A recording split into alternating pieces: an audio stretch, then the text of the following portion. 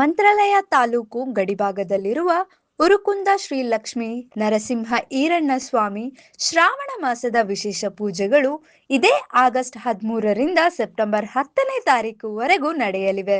ಶ್ರಾವಣ ಮಾಸದ ಉತ್ಸವ ಪಲ್ಲಕ್ಕಿ ಕೆಲವು ಗ್ರಾಮಗಳ ಮುಖಾಂತರ ತುಂಗಭದ್ರಾ ನದಿಗೆ ಹೋಗಿ ಸ್ನಾನ ಆಚರಿಸಿ ಮರಳಿ ಬೆಳಿಗ್ಗೆ 8 ಗಂಟೆಗೆ ತುಂಗಭದ್ರಾ ನದಿಯಿಂದ ಉರುಕುಂದ ಶ್ರೀ ಲಕ್ಷ್ಮೀ ನರಸಿಂಹ ಈರಣ್ಣ ಸ್ವಾಮಿ ದೇವಸ್ಥಾನಕ್ಕೆ ಬರುತ್ತದೆ.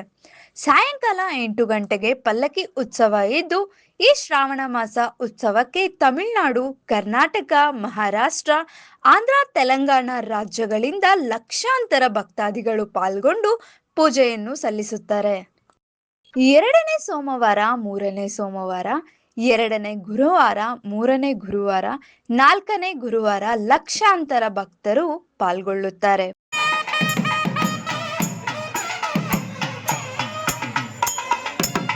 ವರದಿ ಸಿದ್ದು, ರಾಯಚೂರು.